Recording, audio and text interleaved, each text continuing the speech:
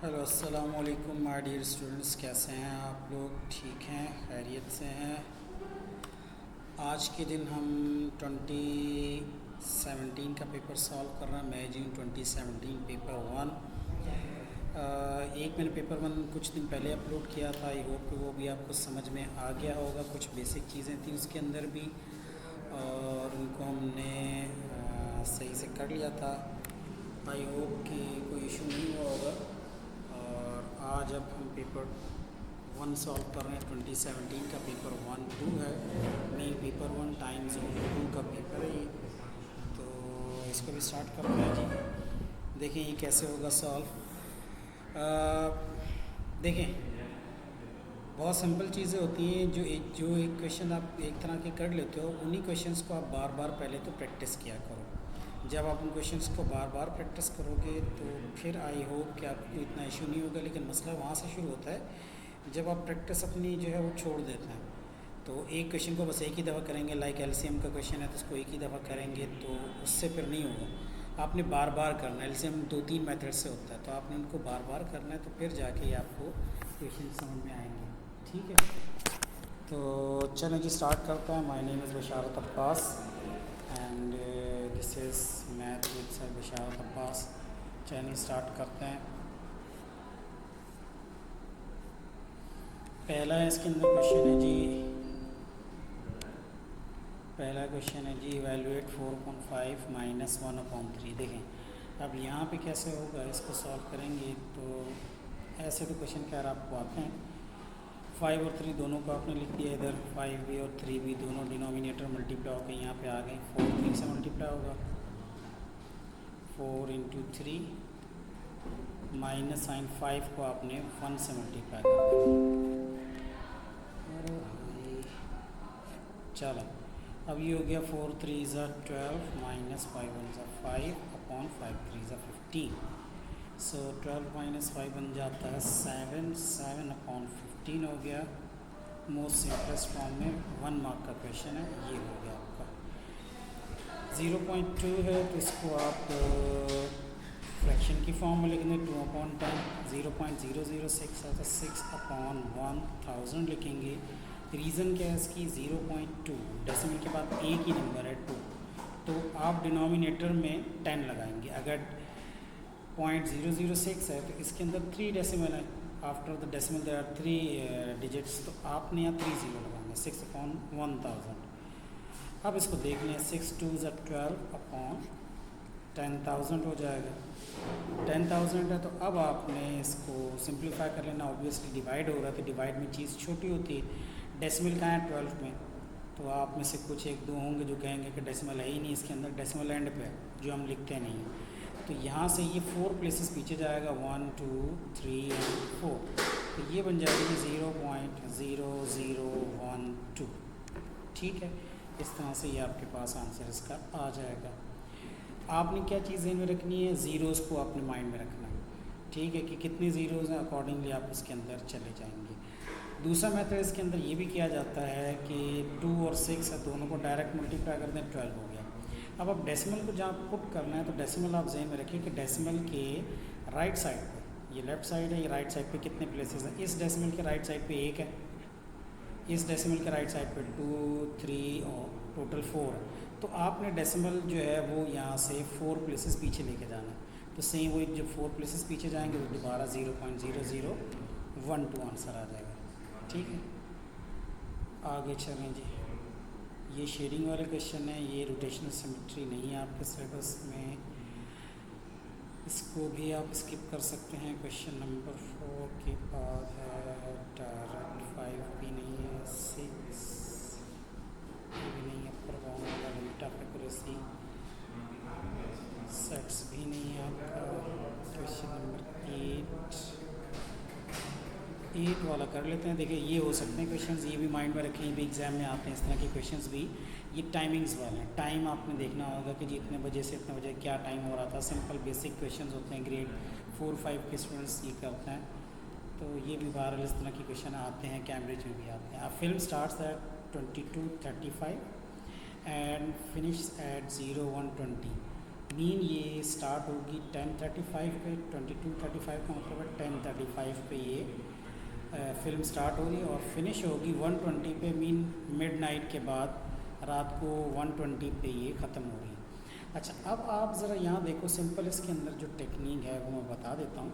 Simple technique ये होती है कि आपने ये देखना है कि जी 10:35, सॉरी ये है 10:35 से 1:20 तक, 10:35 से लेके यहाँ पे आ गया जी 1:35 कर लें आप, 1:20 नहीं करें आप, राउंड फिगर में पहले जाया करें। तो 10:35 से 1:35 तक कितना हो जाता है, 11, 12 एंड 1, तो 3 आवर्स हो गए। लेकिन ये 3 आवर्स कंप्लीट तो नहीं हुआ, ये 1:35 था, यानी कि ये 15 मिनट पहले, 3 आवर्स माइनस 15 मिनट्स, 1:35 नहीं 1:20, तो 15 मिनट्स कम कर दो इसमें से। तो ये थिंकिंग प्रोसेस बता रहा हूँ, जिस तरह से आप उस थिंकिंग प्रोसेस को यूज़ करके आप पाएंगे। तो 3 आवर्स में से 15 मिनट्स माइनस कर दें, 2 आवर्स 45 मिनट्स। ऑन फर्स्ट में Leela starts to go swimming every day, she swims 30 lanes of the swimming pool every day. The swimming pool is 20 meter long. Work out the date when Leela has swum a total of 10 kilometers. अच्छा जी, she swims 30 lanes of the swimming pool every day. 30 lines of the swimming pool है, तो उसको आप कैसे करेंगे, एक minute मुझे, sorry मेरा इंटरनेट कनेक्शन शायद वीक है।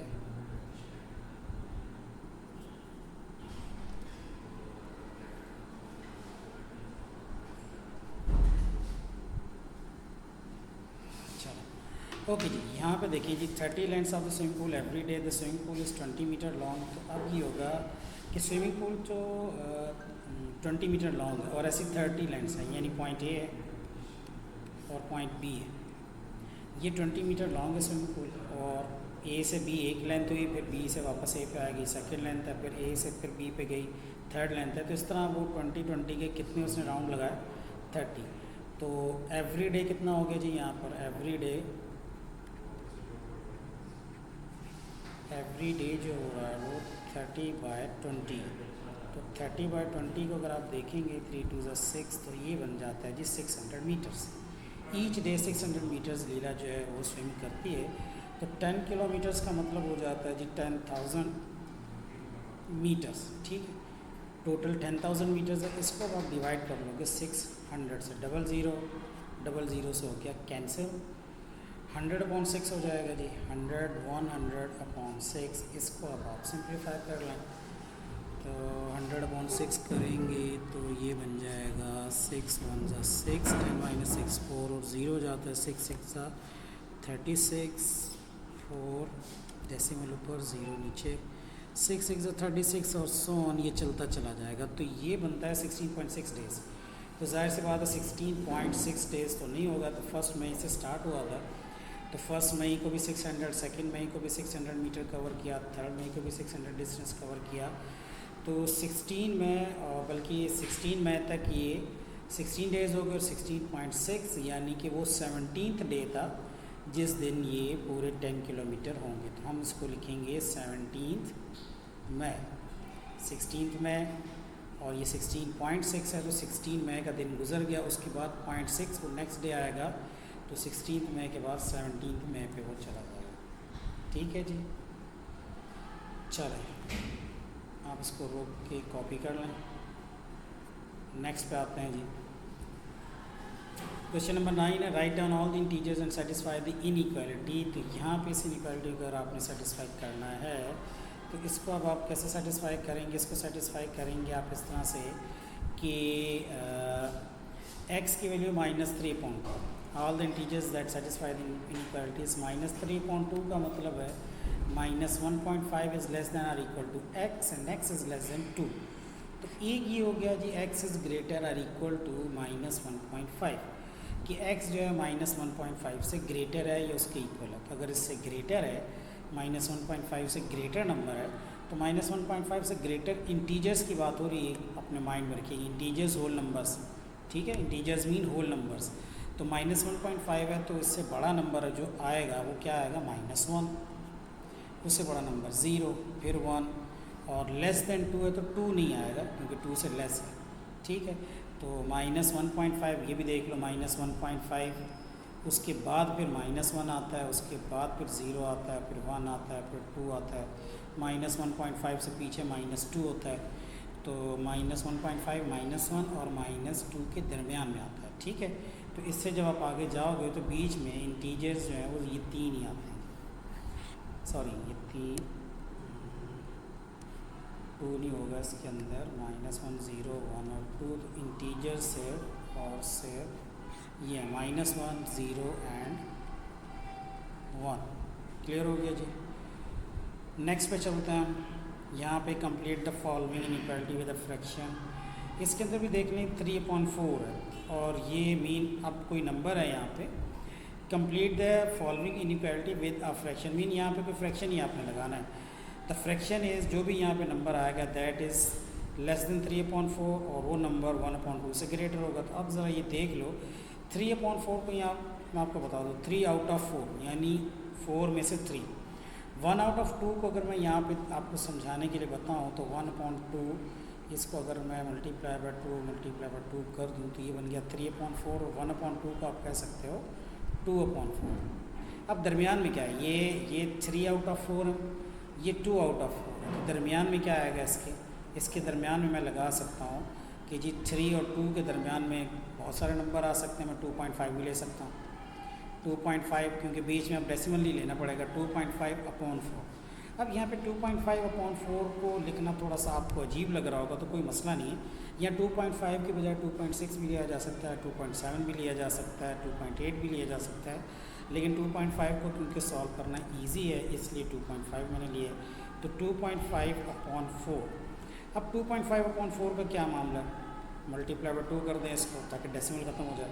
तो ये क्या बन गया 2.5 × 2 5, 4/2 8। तो ये बन गया जी 5/8। This is your answer. ठीक है, 5/8 यहाँ पे हो जाएगा। Complete the following inequality with a fraction. तो ये फ्रैक्शन ये आ गया। आपका और भी आ सकता है, अगर आप 2.6 ले लो या कोई और नंबर लेना चाहो तो, लेकिन वो फिर वर्किंग बहुत ज़्यादा हो जाएगी। एक नंबर के क्वेश्चन में इतनी बड़ी वर्किंग होती नहीं है। ठीक है, क्लियर हो गया यहाँ तक। वीडियो पॉज करके आप खुद ही इसको कॉपी कर लिया करें। चलो, थर्ड है जी, write down an irrational value of n that satisfy the inequality n is greater than 2 and n is less than 3। तो अब ये जो इर्रेशनल वैल्यू है ना, इर्रेशनल वैल्यू क्या होती है, इर्रेशनल वैल्यू जो कि दो नंबर्स के रेशियो में लिखी जाए उसको हम कहते हैं रैशनल। ठीक है, जो दो नंबर्स के रेशियो में ना लिखी जा सके यानी अपॉन में अगर आप इसको लिखेंगे तो ऐसा आंसर आएगा कि जो डेसिमल आगे कंटिन्यू चलता चला जाएगा। लाइक पाई क्या है 3.141 एंड सो ऑन, आगे नंबर चलता है, ये एक इर्रेशनल। इसी तरह जितने भी आप अंडर रूट्स हैं ना, यहाँ पे आपने बस ये ज़हन में रखना है कि जितने अंडर रूट्स होते हैं वो इर्रेशनल होते हैं। फॉर एग्जांपल √2 इर्रेशनल है, √3, √4 का क्या मामला है, √4 होता है बेसिकली 2, ये इर्रेशनल नहीं है, ये रैशनल है। ठीक है, उसके बाद फिर √5 ये दोबारा इर्रेशनल हो जाएगा। √6 अगर आप कैलकुलेटर में अभी है तो ये पेपर 1, लेकिन समझाने के लिए कह रहा हूँ, अगर आप इसको देखोगे तो डेसिमल ये कंटिन्यू चलता है। तो इनको हम इर्रेशनल नंबर कहते हैं, √2, √5, √3, √6। अच्छा, अब यहाँ पे 2 से ग्रेटर और 3 से छोटा, 2 को मैं कह सकता हूँ √4, 3 को मैं कह सकता हूँ √9, √9 3 होता है। दरमियान में अब आप मुझे बताओ क्या क्या लगाया जा सकता है। √5 लगाया जा सकता है जी, √6 भी लगाया जा सकता है, 7 भी लगाया जा सकता है। अब यहाँ पे कोई एक वैल्यू लिखनी है, right on an irrational value of n, तो ये हो गया जी आपके पास √5 लगा दिया हमने। सही है, ये √5 आपने यहाँ पे लगा दिया, दैट्स इट, करेक्ट हो गई। ठीक है, समझ आ गई बात आपको। आगे चलता है। Here are the masses in grams of 8 apples, median नहीं है आपके सिलेबस में, ये भी नहीं है। साइमल्टेनियस इक्वेशंस पे आ रहे हैं। साइमल्टेनियस इक्वेशंस हैं, मैं आई थिंक पिछली वीडियो में बता चुका हूँ, सब्स्टिट्यूशन मेथड भी और एलिमिनेशन मेथड भी। अब दोबारा यहाँ मैं दोनों मेथड नहीं बताऊँगा, मैं इसमें सिर्फ एक ही मेथड बताऊँगा, एलिमिनेशन मेथड। एलिमिनेशन मेथड ज़्यादा सूट करता है क्या होता है कि आपको सबसे पहले तो वेरिएबल्स को सेम करना, आपकी चॉइस है एक्स को सेम बनाना है या वाई को सेम बनाना है, और फिर उनका साइन चेंज कर देना होता है। तो यहाँ पे आपने वाई को आप सेम बना लें, इसको आप मल्टीप्लाई बाय 2 करें, उसको किसी नंबर से मल्टीप्लाई ना करें, ये ऑलरेडी 4 है 4y, तो ये क्या हो जाएगा देखें जी, 2 5 ज़ा 10x माइनस 2 2 ज़ा 4y इज़ इक्वल टू 16 2 ज़ा 32। नीचे आएगा 3x plus 4y is equal to 7। ठीक है, अब यहाँ पे वेरिएबल्स मैंने सेम बना दिए और साइन चेंज करना था जो कि ऑलरेडी चेंज था, एक का माइनस था एक का प्लस था, तो इजीली है इसको एलिमिनेशन मेथड करना, ये यहाँ से कैंसिल हो गया, दोनों को आपने ऐड किया, दोनों इक्वेशंस को ऐड किया, 10 + 3 हो जाता है 13x, 32 में 7 ऐड कर दें तो 39। सो x इज़ इक्वल टू 39/13, तो ये हो जाएगी 13 3 ज़ा 39, तो x का एक आंसर आ जाता है 3, आई मीन एक ही आंसर आएगा x का, x आ गया 3, तो इसको अब आप दूसरी इक्वेशन में डाल दें, पहली दूसरी जहाँ भी आपका जी चाहे, आंसर पे कोई फ़र्क नहीं पड़ता, मैं पहली वाली में अगर डालता हूँ तो 5x, x की जगह 3 minus 2y is equal to 16, 15 minus 2y is equal to 16 हो गया, minus 2y is equal to 16 minus 15, ये हो जाएगा जी 1। अब आपने y को फाइंड करना, -2 को उधर भेजेंगे तो 1/-2 हो जाएगा। इसको हम यहाँ पे इस तरह करके प्रॉपर साइन जो होता है ना वो मैंने यहाँ पे 2 के साथ लिखा है, लेकिन होता ही फ्रैक्शन के साथ है, x की वैल्यू 3 है और y की वैल्यू -1/2, इस तरह करके फ्रैक्शन के साथ मैंने लिखा है, ये सही है ना, वो 1 के साथ है ना 2 के साथ है, बल्कि ओवरऑल पूरा फ्रैक्शन ही माइनस हो जाता है, तो इस तरह करके आप लिखते हैं यहाँ पर, ठीक है, चाहे नीचे हो या ऊपर, वो फिर एज ऑल पूरे फ्रैक्शन का हो जाता है, तो उसको आप दरमियान में लगते हैं माइनस साइन।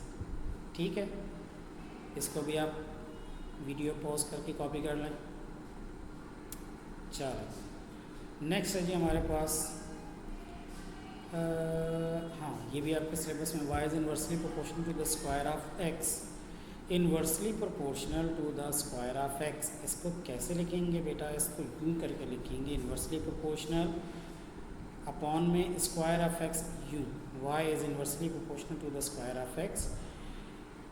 इनइक्वालिटी का साइन हटाया आपने, इक्वल लगाया, k/x², सही है जी, y is equal to k/x²।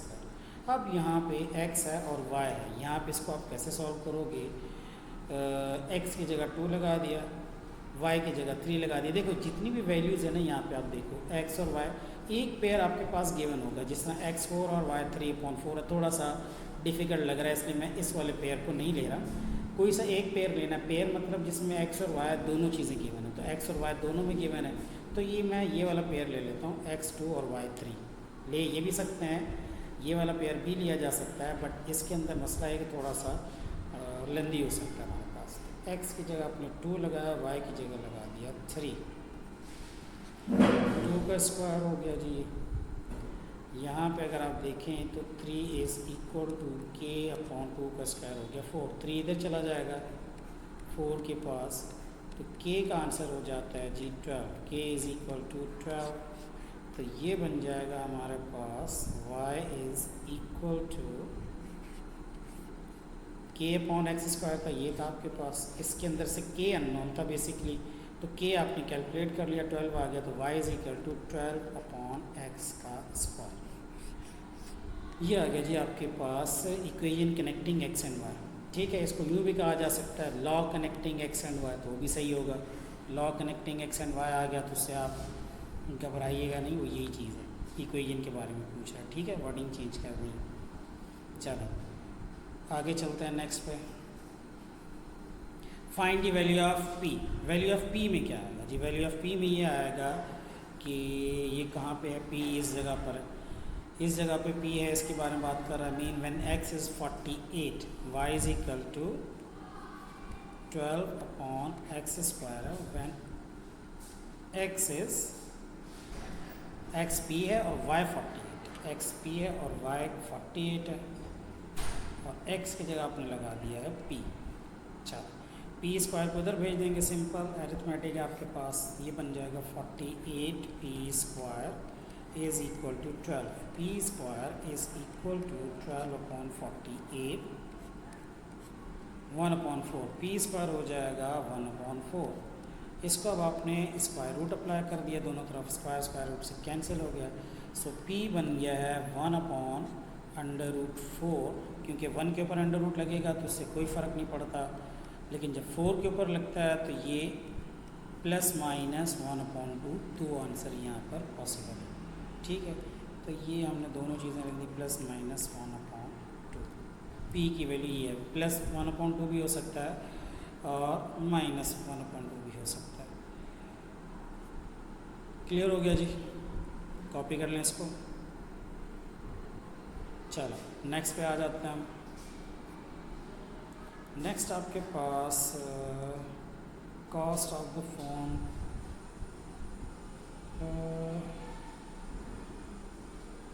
उसके पास सिंपल इंटरेस्ट अगर आपने पढ़ा होता है ग्रेड 8 में भी, तो ग्रेड 8 के स्टूडेंट्स को बता रहा हूँ। देखो रानी हैज़ $240, ये ग्रेड 8 के स्टूडेंट्स को भी सपोर्टिव है, तो आप देख लो, रानी has $240, he spends 5/8 of this on a new phone, 5/8 of $240, उसको कैसे लिखेंगे, 5/8 of 240, जो वर्ड ऑफ है नहीं पहले ही बता चुका हूँ, ऑफ का मतलब होता है मल्टीप्लाई, 5/8 मल्टीप्लाई बाय 240, सही है। अब ज़रा देखो, 8 1 ज़ा 8, 8 3 ज़ा 24 एंड 0, तो 5 × 30 कितना बन जाता है, 5 × 30 हो जाता है आपके पास 5 3 ज़ा 15, $150।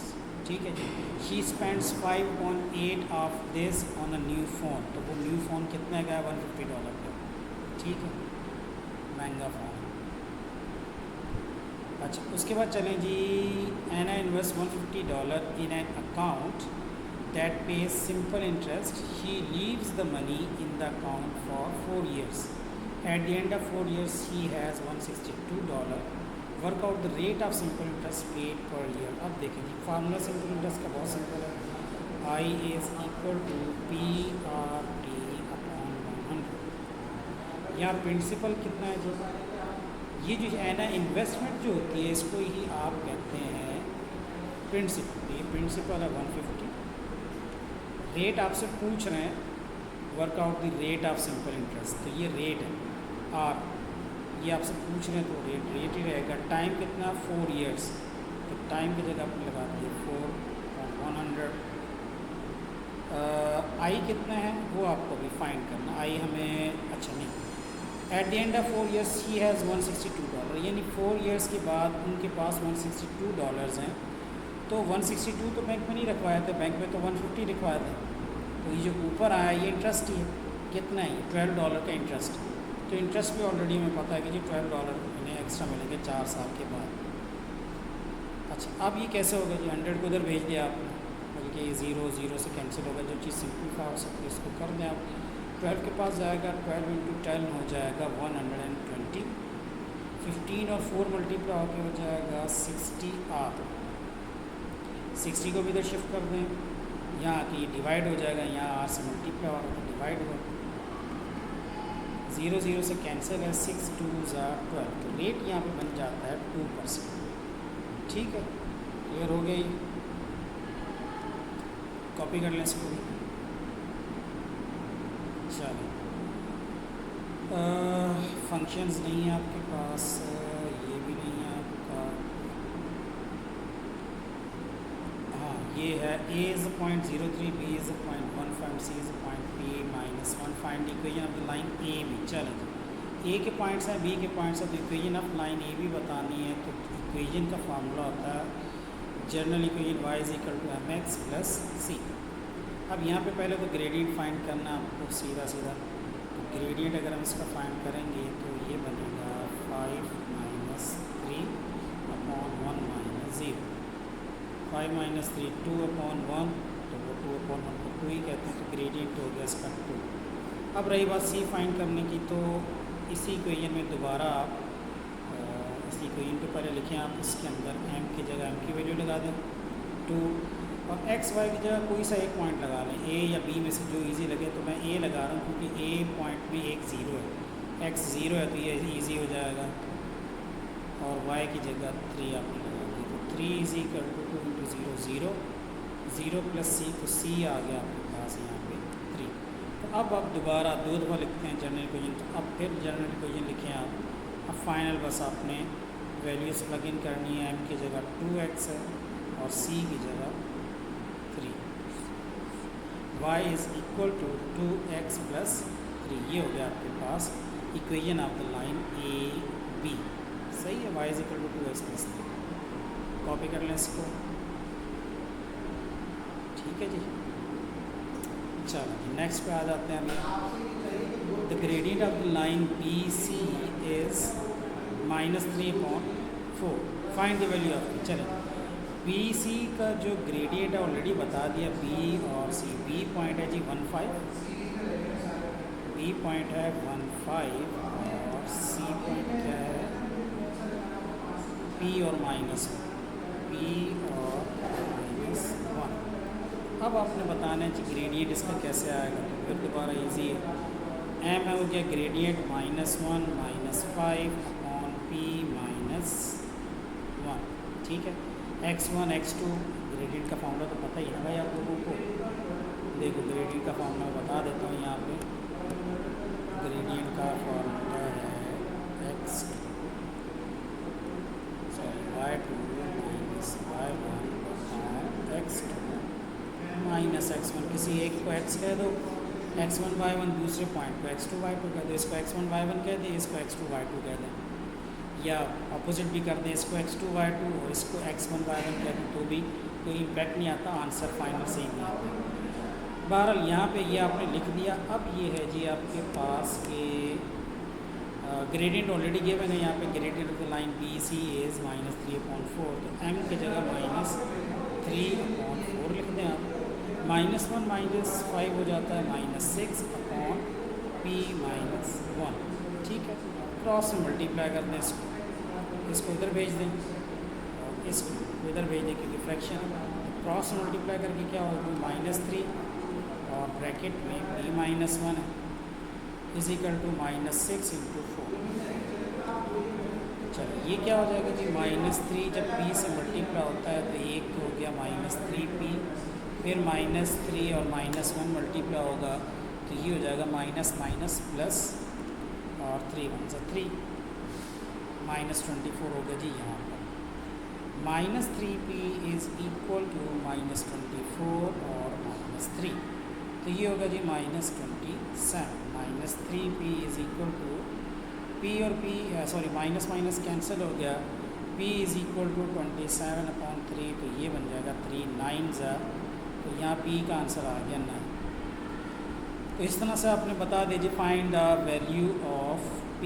ये भी क्लियर हो गया आपका 2 नंबर का क्वेश्चन एग्जाम में। कोई मुश्किल नहीं है, सिंपल ग्रेडियंट का फॉर्मूला लगाया आपने उसे सॉल्व कर लिया। चलो इसको भी कॉपी कर लें आप। नेक्स्ट पे आ जाएँ। नेक्स्ट है जी 17 वाला, ये आपने नहीं पढ़ा है, this one is not included. ये वाला कर लेते हैं। क्वेश्चन नंबर 19 है, pentagon 4 angles of 2x degree and 1 angle of x degree. अभी पिछली वीडियो जो मैंने अपलोड की थी इससे पहले वाली, उसके अंदर मैंने बताया था कि पेंटागन हो या कोई भी शेप हो, फॉर एग्ज़ाम्पल आप एक 4 साइडेड शेप जिसको आप क्या कहते हैं, 4 साइडेड शेप्स बहुत सारी होती हैं, स्क्वायर भी, रेक्टेंगल भी, ठीक है, कोई भी क्वाड्रिलेटरल हो, उसके अंदर नंबर ऑफ़ ट्राइंगल्स कितनी है, 2 ट्राइंगल्स हैं, ठीक है। 2 ट्राइंगल्स हैं तो एंगल कितना बना 180। एक ट्राइंगल का मतलब होता है 180, 2 ट्राइंगल्स का मतलब होता है 180 into 180, 180 plus 180 mean 360 degree. 5 sided shape है तो आपने बस जितने भी नंबर ऑफ़ साइड्स हैं उसमें से 2 माइनस कर दो भाई। 4 है उसमें से 2 माइनस कर दो तो 2 ट्राइंगल्स का मतलब है 360 डिग्री। यानी उस 4 साइडेड शेप के अंदर टोटल एंगल जो आएगा, जो इंटरनल एंगल इसको होंगे, उसका सम अगर करोगे तो 360 डिग्री होगा। 5 साइडेड शेप कोई भी पेंटागन हो, रेगुलर इर्रेगुलर, से कोई फ़र्क नहीं पड़ता, उसके अंदर जो नंबर ऑफ़ ट्राइंगल्स बनती हैं वो 3 बनती हैं, और 3 ट्राइंगल्स का मतलब होता है 540। ठीक है, तो इसके अंदर टोटल जो सारे एंगल्स, अगर आप पेंटागन के इंटरनल 5 एंगल्स, ये इंटरनल की बात हो रही है, इंटरनल एंगल्स जो इसके इंटरनल एंगल्स हैं उसकी बात कर रहा हूँ। इंटरनल एंगल्स को इस तरह से आप याद कर सकते हैं, ये याद करने की टेक्निक बता रहा हूँ। इंटरनल एंगल्स आप इस तरह से याद कर सकते हैं, इतने उसके पास इंटरनल एंगल होते हैं, उससे अब आप आगे कैलकुलेट कर लो। Pentagon has 4 angles of 2x degree, तो पेंटागन के 5 एंगल होते हैं, जिनमें से 4 तो हो गया 2x डिग्री। देखें जी 2x डिग्री 2x डिग्री, ये कितने ऐसे 5 एंगल तो ये सॉरी 4 हो गई ये, प्लस एक एंगल है इसका x डिग्री का, ये पांचों एंगल का सम कितना है 540। कितना बना 4 2 ज़ा 8x plus x degree is equal to 540। 9x degree is equal to 540। 9 को उधर जाके डिवाइड कर लिया तो x degree is equal to 540 upon 9 कितना हो जाता है जी 540 अपॉन 9 हो जाता है 60। 9 6 ज़ा 54, ठीक है ना। तो 60 डिग्री आ गया ये आपके पास, ये भी 2 नंबर का, मुश्किल नहीं है इस तरह के क्वेश्चन। ऐसे क्वेश्चन भी आ सकते हैं, आपने पढ़े हैं ऑलरेडी। नेक्स्ट पे आ जाए ये आगे, अब इसको छोड़ दें आप, ये थोड़ा सा आगे चला जाएगा। नेक्स्ट पे आ जाते हैं। हाँ जी, 54 as the product of its prime factors. Prime factors की पहले भी बात हो चुकी है, वो नंबर्स जिनके 2 फैक्टर्स होते हैं। प्राइम फैक्टर्स क्या होते हैं, what are prime factors? Prime factors has 2 factors. इसकी डेफिनेशन की अगर बात करें तो प्राइम नंबर्स वो होते हैं, प्राइम नंबर्स की अगर बात करें जिनके 2 फैक्टर होते हैं।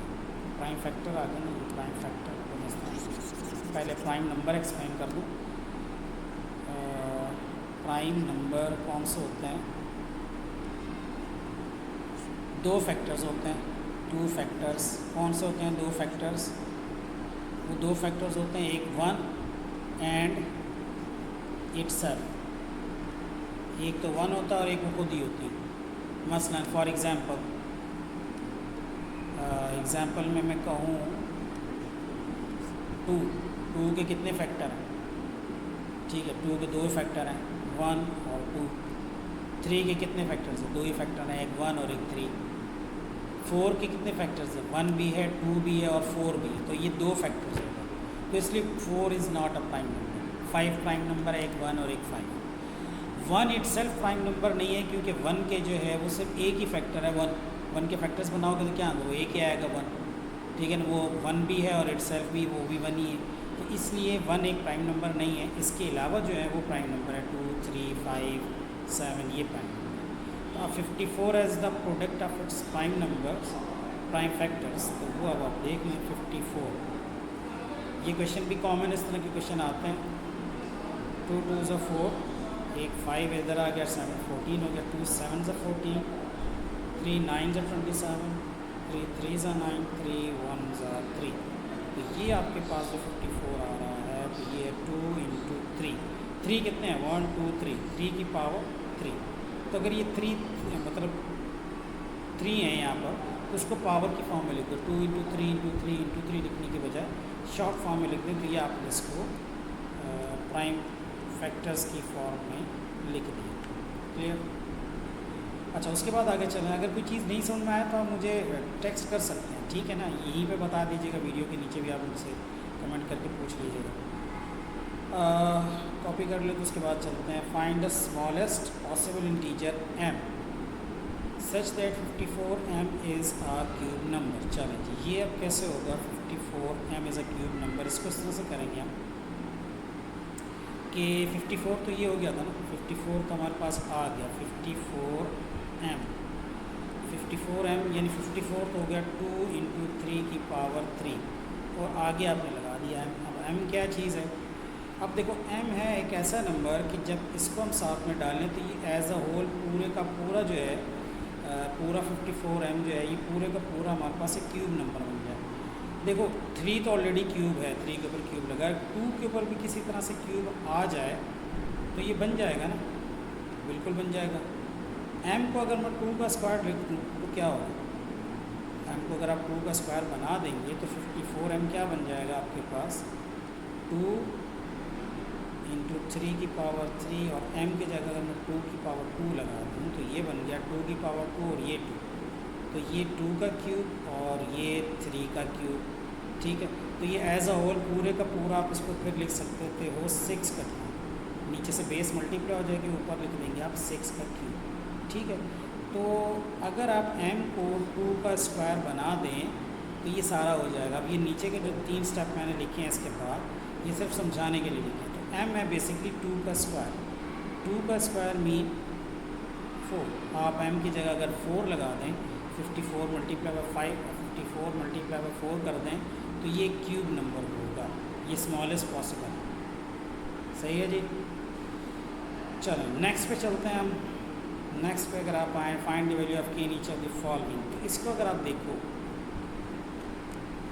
ये इंडिसेस में से आते हैं क्वेश्चन, इंडिसेस के 27 देखो सबसे पहले तो स्क्वायर रूट आपको ख़त्म करना है। तो स्क्वायर रूट के लिए आपने स्क्वायर लगा दिया दोनों तरफ, क्योंकि स्क्वायर तो चाहिए ही नहीं है, तो स्क्वायर अंडर रूट से हो गया कैंसिल। 27 इज़ इक्वल टू 3, और पावर पे पावर है तो ये पावर और पावर मल्टीप्लाई हो जाती है, तो k इंटू 2, तो k इंटू 2 2k हो जाएगा। सही है, k इंटू 2 2k हो जाएगा, k स्क्वायर मत लिखिएगा, 3 की पावर है k, और पावर के ऊपर पावर जो होती है तो मल्टीप्लाई हो जाती है। अब 27 को हम क्या लिखेंगे, 27 को देखो इंडिसेस का की पॉइंट मैं बता रहा हूँ आपको। ये की पॉइंट ये है कि हमेशा नंबर अगर किसी दूसरे नंबर की पावर में लिखा जा सकता है तो आप उसको उस पावर में लिखें। जिस तरह 27 3 की पावर में लिखा जा सकता है, 3 की पावर भी क्या है, 3 3 ज़ा 9, 9 3 ज़ा 27। सो 27 को हम लिख सकते हैं 3 की पावर 3 इज़ इक्वल टू 3 की पावर 2 की। चलो नेक्स्ट की पॉइंट ये है कि अगर बेस सेम हो जाए तो पावर भी ऊपर से सेम हो जाता है, इक्वल है। बेस इसकी भी 3 है, बेस इसकी भी 3 है, और ये दोनों इक्वल हैं। तो इक्वल तभी हो सकता है ना जब ऊपर से पावर भी सेम हो।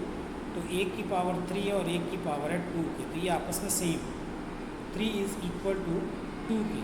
अब k फिर क्या है, 2 को दूसरी तरफ भेज दें, 2 उधर जाएगा, इक्वल की दूसरी तरफ मूव करेगा तो डिवाइड हो जाएगा, तो k बन जाता है 3/2।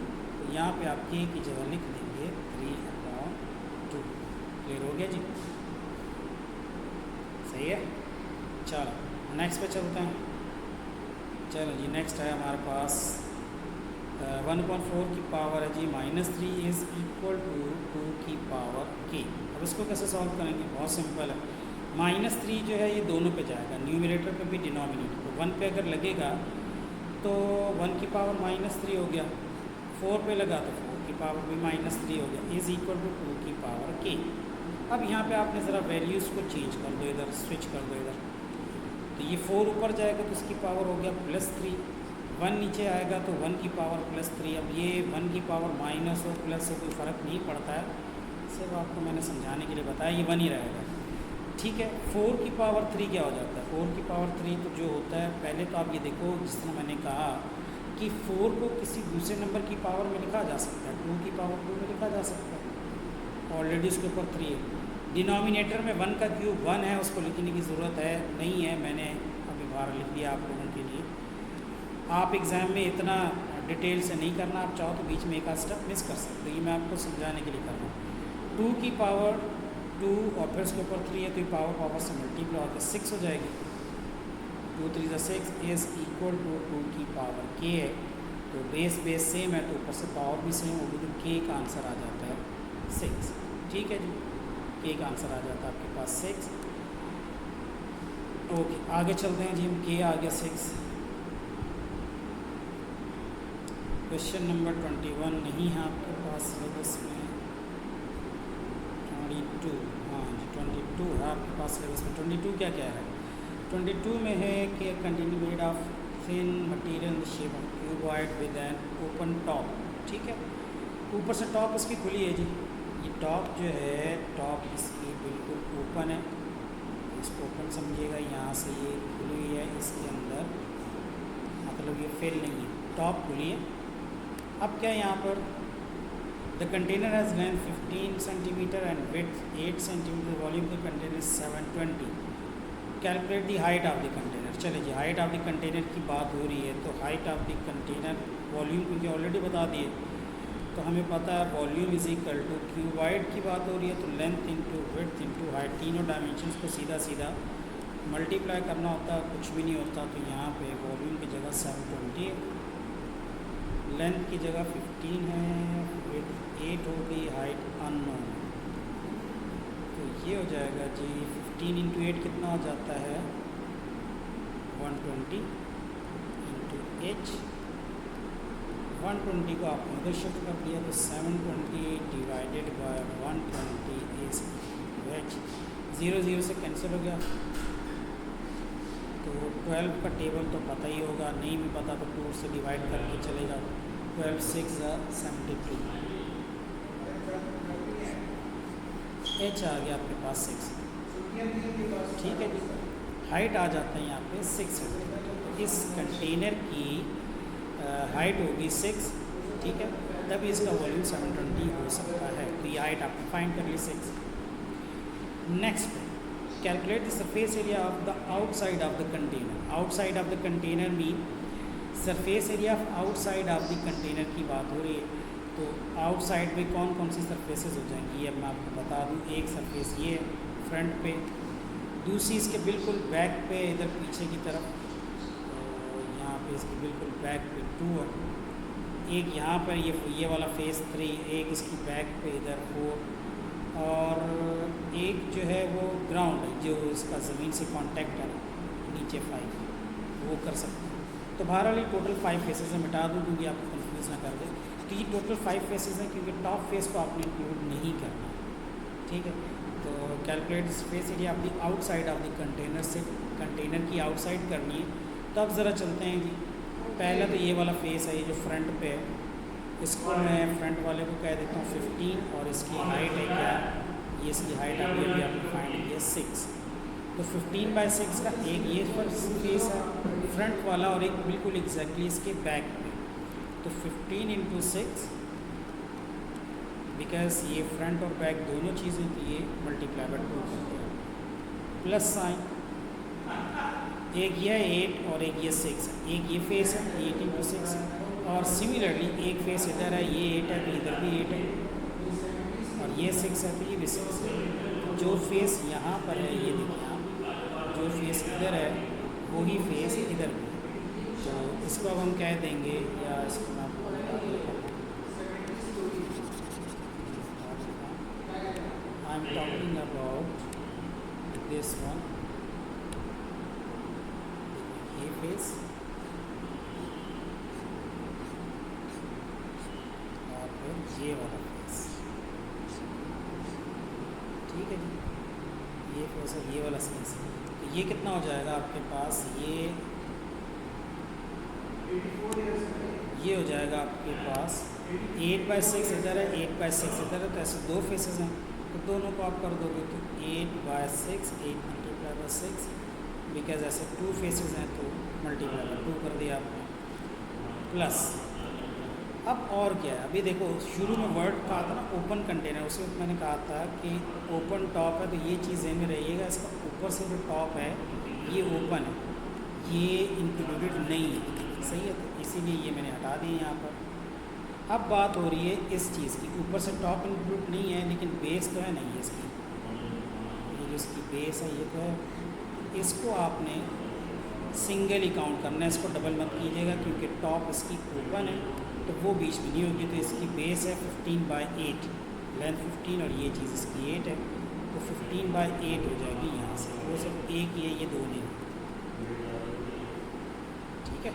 आउटसाइड ऑफ द कंटेनर, देखो इसीलिए उन्होंने आउटसाइड को बोल्ड किया हुआ ताकि जहाँ भी जो भी लेटर आउटसाइड मतलब जो भी बोल्ड हुआ होता है ना, तो उसको ज़रा आप देखा करें कि वो क्या कहना चाह रहे हैं, सही है। सो ये हो जाएगा आपके पास 15 इंटू 6, 15 इंटू 6 कितना हो जाता है, 6 5 30, 0 और 3 6 इंटू 6 और 3 9, ठीक है। 8 6 48, टेबल आने चाहिए भाई। 15 इंटू 8 हो जाता है 120, चीज़ों को टेबल याद है, आपको अगर नहीं याद है तो आप साइड पर मल्टीप्लिकेशन करके देख लें इसको। ये हो जाएगा 180, पेपर 1 कर रहे हैं हम, ये माइंड में रहे जिसमें कैलकुलेटर आपके हाथ में नहीं होगा। 2 8 ज़ा 16, 1 कैरी, 4 2 ज़ा 8 + 1 9, 120, 180 120 हो जाएगा 300, और ये टोटल आंसर आ जाता है 396। ठीक है, 180 200 300 396 बिल्कुल सही है। ठीक है, ये 396 आ गया। 2 मार्क का क्वेश्चन है, अच्छा इंपॉर्टेंट क्वेश्चन है, कॉपी कर लें इसको। हो गया कॉपी, चलें नेक्स्ट पे आ जाएं। Liquid is poured into the container. The liquid fills 60% of the container. Calculate the height of the liquid in the container. चलो जी, लिक्विड pour जो किया गया है वो 60% ऑफ द कंटेनर में आया। 60% ऑफ द कंटेनर में आया है, तो जहाँ तक उसकी मतलब लिक्विड गया है उसकी हाइट बताएं कहाँ तक वो गया होगा। अच्छा, इसको मैं आपको बताता हूँ यहाँ से कि फ़र्ज़ करो 60% गया, यानी आधे से ज़्यादा फिल हो गया। तो मीन कुछ ऐसे ट्राई करता हूँ बनाने की। इतना सारा तो ये फिल कर दिया, इतना सारा ये फिल हो चुका है।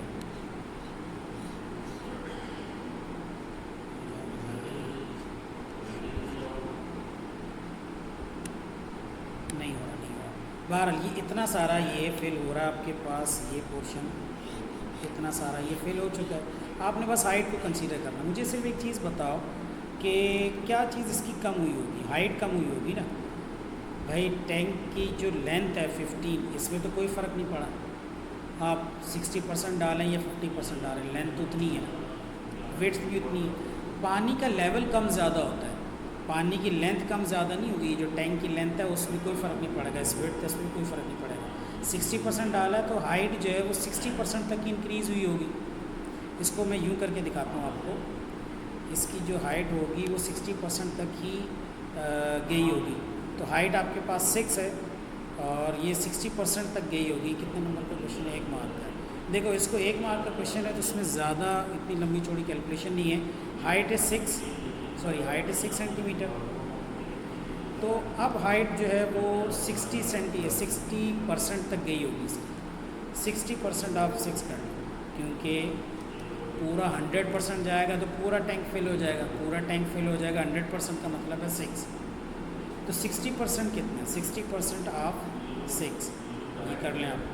60% ऑफ 6 का मतलब 60/100 मल्टीप्लाई बाय 6, तो 360/100, 0 0 कैंसिल हो गया।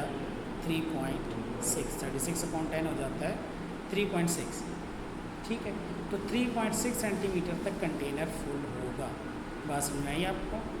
थोड़ी समझने वाली चीज़ है। The liquid fill 60% of the container. तो अगर लिक्विड 60% फिल हो रहा है, height of the liquid in the container, देखो टैंक अगर हाफ फिल होता, सिंपल क्वेश्चन कर रहा हूँ। टैंक की हाइट है यहाँ पर, ये मैं सारा एड्रेस कर रहा हूँ। फर्स्ट करें कि जी टैंक की हाइट आपके पास 6 है। अगर ये हाफ फिल होता, यानी 50% टैंक फिल होता, तो 6 का हाफ फिल होता। 6 का हाफ यानी कि अगर हाइट 6 है तो हाफ हाइट फिल होती, यानी कि 3। तब ये 50% नहीं फिल हुआ, ये 60% हो गया। तो अब आप वही हाइट जो 6 सेंटीमीटर है उसको 60% तक देख लो। 60% ऑफ 6, ठीक है ना। तो 60% ऑफ 6 आपने देख लिया, वो कितना है वो आपने यहाँ कैलकुलेट कर लिया। 60% ऑफ 6, तो 60% mean upon 100 multiply by 6 of, मैंने बताया कि मल्टीप्लाई बाय 6 होता है।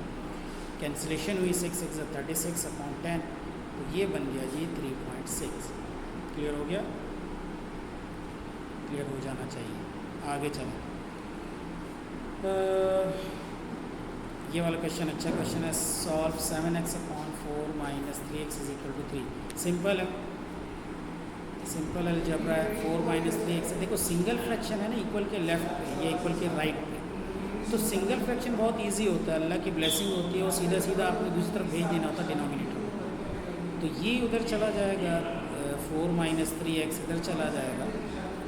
3 मल्टीप्लाई बाय 4 माइनस 3x क्या हो जाएगा, यहाँ पे 3 को 4 से मल्टीप्लाई किया 12, फिर 3 को 3 से मल्टीप्लाई किया 3 3 इज़ 9x, तो 7x is equal to 12 minus 9x, इसको अब आप इधर शिफ्ट कर दें, 7x plus 9x is equal to 12, तो 9 प्लस 7 हो जाएगा 16x इज इक्वल टू 12, और फिर हो जाएगा x is equal to 12/16, 4 3s are 12 and 4 4s are 60, 4 3s are 4 4, x आ जाएगा 3/4। Let me check one more time. देखो आप हमेशा अपनी वर्किंग को खुद से भी चेक किया करो, जिस तरह क्वेश्चन सॉल्व किया ना, अचानक से मुझे ऐसा लग रहा है कि मैंने कोई गड़बड़ तो नहीं की, देख लेते हैं। 4 माइनस 3x उधर जाएगा, मल्टीप्लाई होगा 3 4s are 12 minus 3 3s are 9x, ठीक है, 9x इधर आ गया, 9 प्लस 16 हो गया, ठीक है, बिल्कुल सही है, ठीक है। तो अपने आप को वेरीफाई ज़रूर किया करो, वर्किंग करके एक नज़र उसको देखा करो। क्वेश्चन नंबर 23 का बी पार्ट है, कॉपी कर लें इसको, कर लिया कॉपी, चलो इसका बी पार्ट है 4x² माइनस 9 और 2x² minus 3x 13x plus 15। अच्छा ये अब 3 मार्क्स का क्वेश्चन है, थोड़ा सा लेंदी है। 4x² माइनस 9 ये मैंने आपको पहले भी बता चुका हूँ, ये जो आइडेंटिटी है, आइडेंटिटी यहाँ पे कौन सी लग रही है, एक आइडेंटिटी होती है a² माइनस b² वाली, यहाँ पे वो आइडेंटिटी लग रही है, इसको हम लिख सकते हैं a माइनस b और a प्लस b, ठीक है, ये आइडेंटिटी है, अच्छी इंपॉर्टेंट आइडेंटिटी है, ये आपको ज़रूर याद होनी चाहिए, जहाँ पे अप्लाई कर रहे हैं, करने का आ जाए वहीं पे आपको अप्लाई करनी चाहिए है। और ये मैंने ही देखा है कि हर साल या तो पूछते हैं या एटलीस्ट अल्टरनेट ईयर्स में तो आती हैं इस तरह की चीज़ें। तो ये देख लो आप यहाँ पे ऊपर 4x का स्क्वायर, क्या इसको आप होल स्क्वायर की फॉर्म में लिख सकते हो, बिल्कुल लिख सकते हैं इस तरह से, 2x का होल स्क्वायर, स्क्वायर 2 पे लगेगा 4, x पे लगेगा x², 9 पे लिख सकते हैं 3 का स्क्वायर, ठीक है। तो ये वही चीज़ बन गई, a का स्क्वायर माइनस b का स्क्वायर, वही वाले फॉर्मेट में ये लिखा जा सकता है। नीचे से आप देखो 2x² माइनस 13x प्लस 15, यहाँ पे लग रहा है कि जी ब्रेक मेथड, ब्रेक मेथड कैसे, 2 और 15 आपस में मल्टीप्लाई हो जाएंगे, 2 और 15, ब्रेक मेथड में क्या होता है, ब्रेक मेथड में भी जहन में रहे कि सबसे पहले तो क्वाड्रेटिक इक्वेशन एक प्रॉपर ऑर्डर में लिखी होनी चाहिए, असेंडिंग ऑर्डर में, स्क्वायर वैल्यू पहले, फिर x, फिर कांस्टेंट। फिर सेकंड स्टेप ये होता है कि स्क्वायर वैल्यू का जो कोफिशिएंट होता है, जो भी यहाँ पे 2 है उसको कांस्टेंट से मल्टीप्लाई करना होता है, 2 को 15 से मल्टीप्लाई करते हैं तो ये बनता है 30, 30 के आप फैक्टर्स निकाल लें, ठीक है।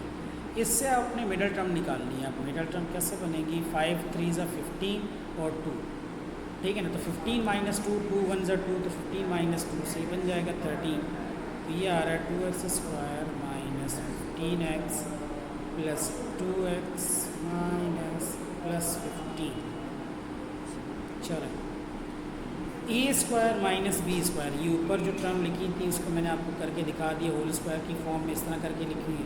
तो अगर कोई भी चीज़ इस तरह से लिखी हो तो ये एज अ होल ये a कहलाएगा, ये एज अ होल ये b कहलाएगा, तो a का स्क्वायर यानी a² माइनस b², यानी ये फार्मूला आपका हो रहा है a minus b mean 2x minus 3 और a plus b mean a 2x है प्लस b की जगह 3 अपॉन डिनोमिनेटर में क्या चीज़ कॉमन है, x है, दोनों के पास x कॉमन ले लें आप, फर्स्ट टर्म में से 2x आएगा माइनस 15, यहाँ पे आ जाए 2x प्लस 15 में कुछ भी कॉमन नहीं है, ना 2 कॉमन है, ना x कॉमन है, ना 3 कॉमन है, कुछ भी कॉमन नहीं है, तो फिर 1 कॉमन है, सही है। तो अगर कुछ भी कॉमन हो तो 1 कॉमन होता है, तो ये हो जाएगा नीचे से 2x प्लस 15,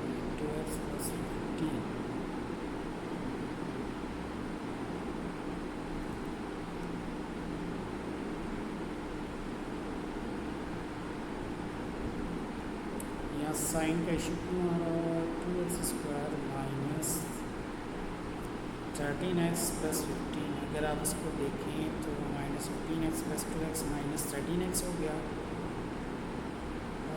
माइनस 15 देखें यहाँ प्लस 1 अगर हम कॉमन लेते हैं तो ये तो 2x प्लस 15 है, जबकि यहाँ माइनस 15 है, ओके, हाँ तो बस सही है, ठीक हो, चेक कर लो क्या हमने कोई गड़बड़ तो नहीं की। 5 2 से 10 + 3 13। देखो ये भी हो सकता है, अच्छा क्वेश्चन है। ये फैक्टर्स क्या है, 2 3 5 और 1 मैंने लिया था यहाँ पे। 5 3 से 15 - 2 मैंने 13 ले लिया, तो ये इस तरह से नहीं है, ये इसको यूँ भी लिखा जा सकता है। 2 और 5 10 हो गया, 3 और 1 3 हो गया, तो 10 + 3 भी लिखा जा सकता है। तो 10 + 3, देखो साइन को माइंड में रखना बहुत ज़रूरी है। 10 + 3 आपने यहाँ पे लेना है, तो ये आप लिखोगे, इसको 15 नहीं लिखेंगे हम, इसको लिखेंगे,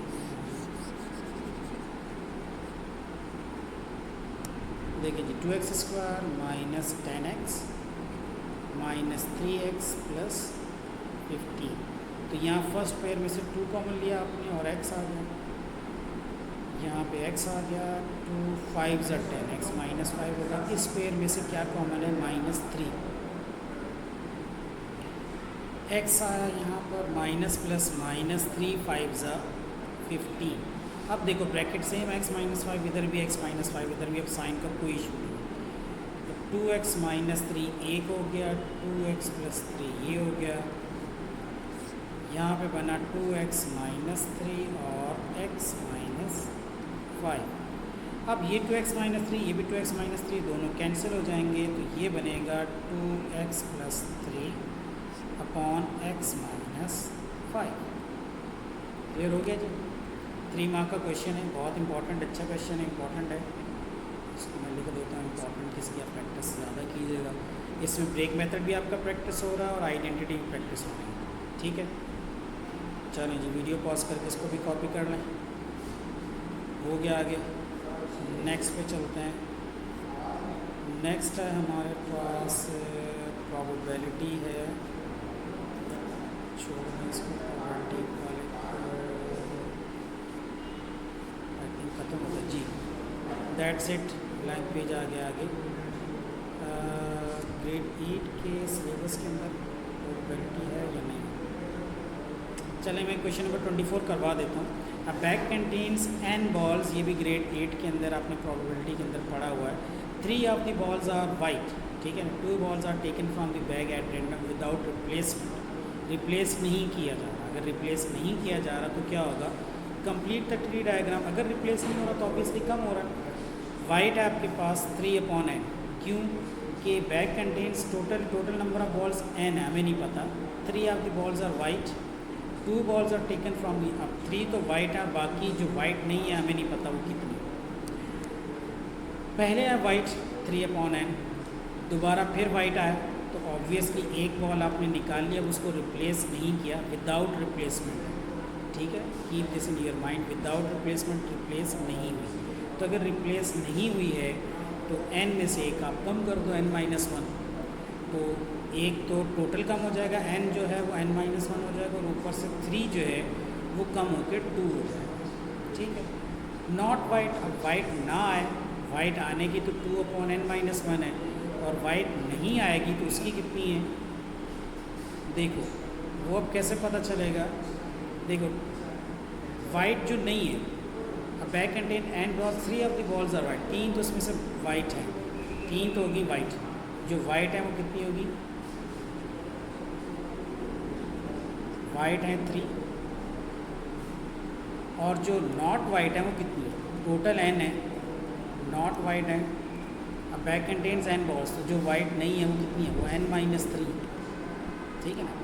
स्टार्ट में वाइट बॉल्स 3 है और जो वाइट नहीं है वो n - 3 है। टोटल हमें पता नहीं है टोटल कितना है, टोटल 10 है तो 10 - 3, 15 है तो 15 - 3, जो भी है। तो जो नॉट वाइट है वो कितनी है, नॉट वाइट आपके पास अगर पहले वाइट निकली है तो नॉट वाइट वहीं की वहीं है, n - 3 अपॉन टोटल कितनी है, टोटल एक कम हो चुका होगा, पहले n था और अब n - 1, ठीक है।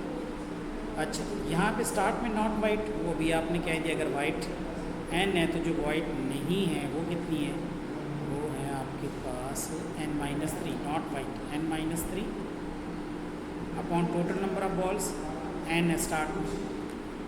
अच्छा देखो यहाँ से भी पता चल रही है n - 1 यहाँ पर लिखा है इसलिए, अच्छा n-3 upon n, not white n-3, फिर दोबारा नॉट वाइट आए तो n-3 तो अब एक कम होगी, n-3 से कम हो गया n-2 हो जाएगा, ठीक है ना। n-3 पहले थी आपके पास, फर्स्ट करेंगे जो टोटल है 10 में से 3 पहले सब्ट्रैक्ट हो गई तो 10-3। अब एक एग्जांपल से बता रहा हूँ, आपके पास टोटल बॉल्स जो है वो 10 है, ठीक है ना। तो 10-3 अपॉन 10 हो गया, तो पहले आई प्रोबेबिलिटी 7/10, नॉट वाइट 7/8, उसके बाद फिर दोबारा नॉट वाइट आई, तो जो आपके पास यहाँ पे थी n-3 उसमें से एक और माइनस कर दो ना, n-3 है तो अब n-4 हो जाएगी, सॉरी n-2 नहीं n-4 हो जाएगी, अपॉन टोटल भी एक कम होगी, n थी तो अब n-1 हो जाएंगी, n-1, ठीक है। तो ये आपने यहाँ पे प्रोबेबिलिटी ट्री बना लिया, इसके चांसेस ये थोड़ा डिफ़िकल्ट लग रहा है, मेरा नहीं ख्याल कि ये होगा, लेकिन फिर भी आप इसको कर लो, ठीक है। समझ में आ गया यहाँ तक। ये आपने ट्री डायग्राम कंप्लीट करना था, complete the tree diagram, tree diagram आपका कंप्लीट हो गया। समझ में आई बात। नेक्स्ट पे चलें।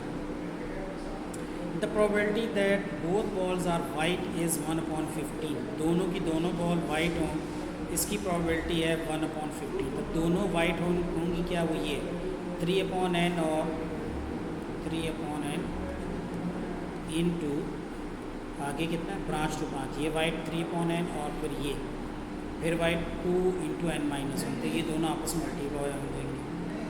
क्या आंसर आएगा, दोनों को मल्टीप्लाई करें तो 1/15 आती है, ये करके देख लो। 3 × 6 अपॉन n से मल्टीप्लाई होगी, n² - n is equal to 1/15। Fraction है, इसको इधर भेज दें, इनको इधर भेज दें, 15 6 के पास आएगा, 15 6 90, ये इधर आ जाएगा n² - n। लास्ट स्टेप इसको रीअरेंज कर लें, n² - n प्लस 90 उस तरफ जाके तो -90 इज इक्वल टू 0। ये बन गया आपके पास, एक इक्वेशन आ गई आपको, क्लियर। उसके बाद है जी find the value of n, इसी इक्वेशन को आगे सिंप्लीफाई कर लीजिए, इसी इक्वेशन को सिंप्लीफाई करेंगे, आंसर आ जाएगा आपका। कर देता हूँ मैं 90 को आप क्या कह सकते हैं, 90 के फैक्टर्स अगर आप देखें तो 90 क्वाड्रेटिक फार्मूला भी लगा सकते हैं, मिडल टर्म भी लगा सकते हैं,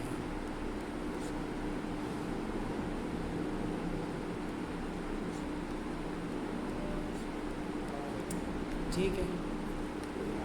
3 3 is 9 and 5 2 is 10, 10 - 9 कर देते हैं, तो n² - 10n plus 9n minus 90, ठीक है जी। माइनस n को -10 प्लस n कर लिया, n कॉमन है, n - 10 1 हो गया, प्लस 9 है, यहाँ से इसको भी आप कॉमन ले लेते, 9 10 90, ये भी हो गया, n - 10 1 बना और n + 9 दूसरा आ गया यहाँ पर।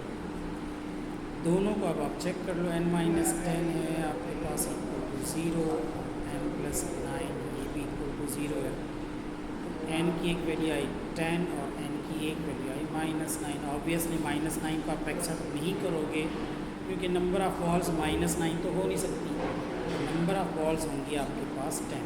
तो find the value of n, यानी आंसर हो गया आपके पास 10। सही है जी, बात समझ आ गई आपको। ये आपका पेपर 1 2017 का भी कंप्लीट हो गया आज के दिन। इसके बाद मेरा इरादा है, अगर टाइम मुझे मिला तो मैं 2023 का एक स्पेसिमेन पेपर है वो भी इंशाल्लाह मैं सॉल्व करके अपलोड करूँगा, ठीक है। चलें जी, ओके, अल्लाह हाफ़िज़।